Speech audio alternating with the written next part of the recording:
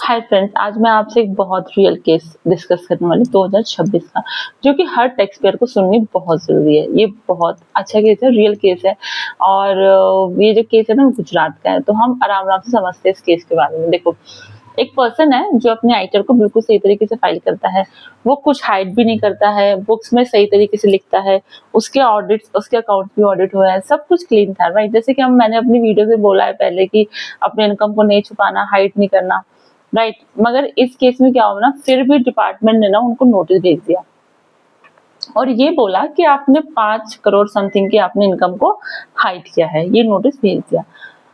फिर क्या हुआ इस केस में कि फिर उन्होंने क्या किया, एसएससी ने उन्होंने कोर्ट में उन्होंने इस चीज को फाइट किया। गुजरात हाई कोर्ट ने उनका साथ दिया एसएससी का। डिपार्टमेंट फिर नहीं मानी, डिपार्टमेंट कहाँ गया? सुप्रीम कोर्ट के पास। फिर सुप्रीम कोर्ट ने भी उनका साथ दिया और पता चला, मैंने बताया ना ये रियल केस है और इसके अंदर ना एक लेसन है जो कि आपके एज एन टैक्स पेयर ना पूरी जिंदगी को बदल सकता है और बहुत रियल लेसन है जो कि हम सबको सीखना भी चाहिए। तो हम चलते हैं कि आखिर हुआ क्या था, बिल्कुल स्टार्टिंग से हम शुरू करते हैं, राइट।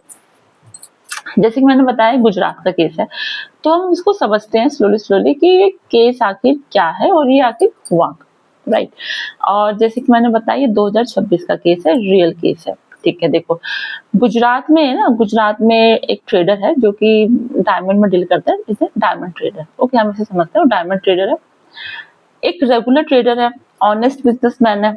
जैसे कि हम बात करते हैं, वो हर साल अपना आइटर फाइल करता है टाइम से, अकाउंट्स को मेंटेन करता है, ऑडिट भी कराता है, मतलब कुछ चीज हाइड भी नहीं करता, अपने आइटर में प्रॉपर्ली शो करता है, कोई प्रॉब्लम नहीं है। उन्होंने क्या किया, असेसमेंट ईयर, डायमंड ट्रेडर ने असेसमेंट ईयर 19-20 में, मतलब कि फाइनेंशियल 18-19 में उन्होंने अपनी इनकम शो करी। उन्होंने अपनी इनकम डिक्लेयर करी 16 करोड़ समथिंग की, डायमंड ट्रेडर ने। और ये कुछ छोटा अमाउंट नहीं है, 16 करोड़ रुपए, राइट। लेकिन ओके, इसने शो कर दी, सब कुछ प्रॉपर है, बुक्स में भी इसने शो कर दिया, पीएनएल स्टेटमेंट में, आईटीआर में, एवरीवेयर ही शो, प्रॉपर उसका अकाउंट्स ऑडिट है। ये तो एक केस हो गया, इसने शो किया। अब इसमें अकॉर्डिंग जब उसने शो कर दिया तो अब ठीक है, अच्छी बात है, शो कर दिया, तो नॉर्मली क्या होना चाहिए था? कुछ नहीं है, नॉर्मल इनकम है, नॉर्मल टैक्स पेयर है, नॉर्मल फाइलिंग है, उसने टैक्स जितना टैक्स बनता था उन्होंने टैक्स भी जमा कर दिया, कोई प्रॉब्लम नहीं, कोई हेडिक नहीं है। मगर देखो, अब इस केस में देखो हुआ क्या, राइट। हम जैसे बोलते हैं ना कि ऑनेस्ट बनो, अपने टाइम से फाइलिंग करो रिटर्न को, कुछ नहीं छुपाना है, नोटिस नहीं आएगा। और फिर भी इस पर्सन के पास नोटिस आ गया और इसमें जो हमको जो मैसेज मिला है ना एंड में, वो बहुत रियल है और बहुत लर्निंग मैसेज है। अब इस केस में क्या हुआ, इनकम टैक्स डिपार्टमेंट ना किसी और पर्सन को भी इन्वेस्टिगेट कर रहा था साथ में, और जिसका नाम था कपाड़िया, कपाड़िया ट्रेडर, ठीक है।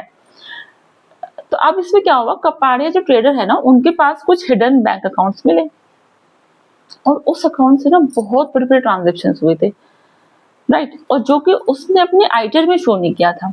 मतलब क्या था ना, मतलब कपाड़िया ट्रेडर्स ने अपनी इनकम छुपाई थी, राइट। अब जब इनकम टैक्स डिपार्टमेंट इन्वेस्टिगेशन कर रहे थे ना, तब उनको पता चला कि कपाड़िया ट्रेडर्स और डायमंड ट्रेडर्स के साथ इन दोनों के बीच में कुछ बिजनेस ट्रांजेक्शन हुई है। अब उनको ये पता चल गया कि दोनों में, diamond traders and Kapadia traders के बीच में कुछ ट्रांजेक्शन हुई है। अब देखो, तो डिपार्टमेंट ने इस बारे में क्या सोचा डायमंड ट्रेडर्स को लेकर। कपाड़िया ट्रेडर्स को दिख रहा था कि इसने शो नहीं करा, अब डायमंड ट्रेडर्स को लेके आए बीच में कि जब कपाड़िया का काम गलत है तो जो डायमंड ट्रेडर्स के साथ जो ट्रांजेक्शन हुई है तो वो भी बोगस होगी। इस सोच के साथ उन्होंने क्या करा, नोटिस भेज दिया, किसको? डायमंड ट्रेडर्स को। सेक्शन 148A के अंदर नोटिस भेज दिया और उनको बोल दिया कि आपने, जैसे मैंने बताया ऊपर, कि आपने समथिंग अप्रोक्सीमेटली 5 करोड़ की इनकम को आपने हाइड किया है। डिपार्टमेंट ने नोटिस भेज दिया डायमंड ट्रेडर्स को, जस्ट बिकॉज कपाड़िया ट्रेडर्स के साथ कुछ ट्रांजेक्शन थी इनकी। अब सोचो डायमंड ट्रेडर्स के लिए ये सब कितना बड़ा शौक होगा ना, कि मैं एज एन डायमंड ट्रेडर, मैं सब कुछ सही फाइल कर रही हूँ, टैक्स भी सही जमा कर रही हूँ जितना बनता है, मैं कुछ भी इनकम को हाइड नहीं कर रही हूँ, राइट। और फिर भी मेरे पास नोटिस आ जाता है 5 करोड़ की इनकम का कि मैंने उसको हाइड किया है, वो भी डिपार्टमेंट से।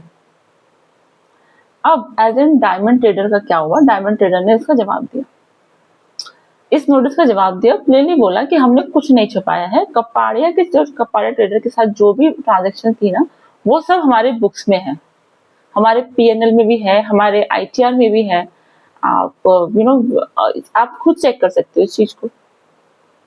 उन्होंने कुछ हाइड ही नहीं किया, जो भी ट्रांजेक्शन थी कपाड़िया ट्रेडर्स था उन्होंने हर चीज को शो किया होगा, लेकिन फिर भी डिपार्टमेंट इस बात को नहीं मानती। उन्होंने क्या किया, उन्होंने रीअसेसमेंट शुरू कर दिया, इशू कर दिया नोटिस सेक्शन 148 के अंदर। मतलब अब पूरी जो असेसमेंट है ना वो फिर से होगी, इसलिए इसलिए ये जो होता है वो होता है रीअसेसमेंट। अब क्या हुआ, डायमंड ट्रेडर्स गई गुजरात हाई कोर्ट में।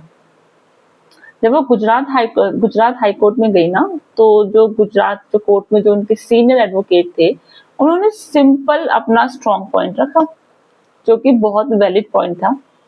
उनके एडवोकेट ने सिंपल सी यही बात रखी थी, जैसे कि हम ऊपर से देखते भी आ रहे हैं कि जब जितनी भी सारी ट्रांजेक्शन है वो ऑलरेडी डिस्क्लोज्ड है, मतलब कि आपकी इनकम भी डिस्क्लोज है, आपका पीएनएल प्रॉफिट एंड लॉस भी इंक्लूड डिस्क्लोज है, कपाड़िया के साथ जो भी ट्रेड डीलिंग्स हुई थी वो सब है, तो ये एस्केप इनकम कहाँ से आई?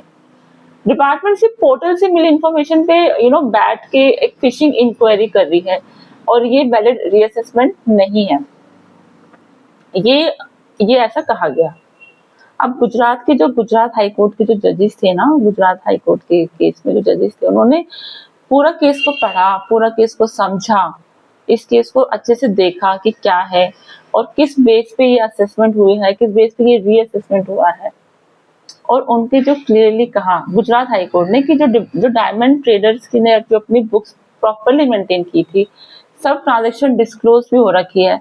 डिपार्टमेंट ने कपाड़िया का जो केस गलत एंगल से अप्लाई कर दिया डायमंड ट्रेडर्स के साथ, और डायमंड ट्रेडर्स के खिलाफ उनको कोई भी सॉलिड मटेरियल नहीं मिला।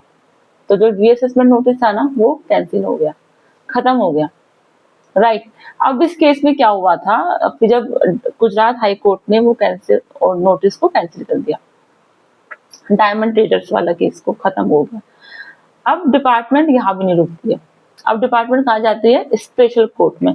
स्पेशल कोर्ट में लगाती है स्पेशल लीव पिटीशन, डाल दी, राइट। अब आप देखो ना कि जो डायमंड ट्रेडर्स को वो अपने आप को जस्ट प्रोटेक्ट कर पा रहे थे, जस्ट बिकॉज उसके सब ट्रांजेक्शंस लीगल थी, सब उसने डिस्क्लोज किया। अब सुप्रीम कोर्ट ने भी उसका साथ दिया, जैसे हाई कोर्ट ने साथ दिया था। जब आपकी सब ट्रांजेक्शन जब डिस्क्लोज होती है, आप आईटी को टाइम से फाइल कर रहे हो, अकाउंट्स क्लीन है ना, तो आपका कोर्ट भी साथ देता है। तो सुप्रीम कोर्ट ने भी पूरा साथ दिया, जो ऑर्डर था हाई कोर्ट का वो माना, और इसी फैसले को माना कि ये जो फैसला है बिल्कुल सही है, कि इसी वजह से जो डिपार्टमेंट की जो पिटीशन थी वो डिसमिस कर दी, और डायमंड ट्रेडर्स का इसमें पूरा साथ दिया। देखो डायमंड ट्रेडर जो है ना वो एक ऑनेस्ट टैक्सपेयर है, ऑनेस्ट टैक्सपेयर है, उसने सिस्टम के अगेंस्ट लड़ाई करी थी और वो जीत गई, जैसे मैं बात कर रही हूँ आपसे। ये भी देखो अगर कोई नोटिस आया ना, आप उसके खिलाफ आप लड़ भी सकते हो, अगर आप सही हो तो, प्रॉपर डॉक्यूमेंटेशन है, आपकी अकाउंट्स क्लीन है, इनकम कुछ आपने हाइड नहीं दी, तो आप फाइट करोगे। और देखो इस केस में वो जीत भी गई है। तो अब हम सिर्फ सीधा बात करते हैं कि आपको इस केस से आपको क्या सीखना चाहिए as an taxpayer, as an SSC. पहली बात ये है ना, देखो रीअसेसमेंट ना हम मानते हैं एक बहुत पावरफुल टूल होता है, किसके पास होता है, वो डिपार्टमेंट के पास होता है पावरफुल, लेकिन ये जो टूल है ना वो तब यूज हो सकता है जब डिपार्टमेंट के पास कोई सॉलिड प्रूफ होता है। आप सिर्फ टेंजिबल एविडेंस के हिसाब से कि आपकी कोई इनकम स्केप हुई है या फिर किसी और के गलत काम करने की वजह से वो आपको टारगेट नहीं कर सकते हैं, वो तो आपने देख लिया इस केस के थ्रू, राइट।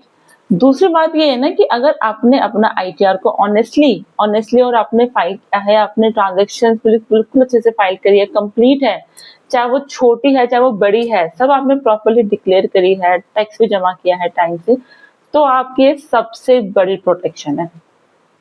अगर सब डिस्क्लोज है ना, तो कोई भी अनफेयर नोटिस हो गया, रीअसेसमेंट हो गया ना, तो वो बिल्कुल नहीं टिक सकता है।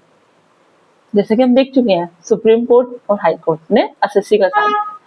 तीसरी बात पता है क्या है ना, कि अगर आपको कभी भी ऐसा कुछ नोटिस आया ना जो आपको अनफेयर लग रहा है ना, जिसमें कोई सॉलिड बेस ही नहीं है, तो उसको इग्नोर नहीं करना है, उसका हमें रिस्पॉन्स देना है टाइमली, और जरूरत अगर पड़े ना तो कोर्ट भी जा सकते हो, कोर्ट जाने से डरना भी नहीं है।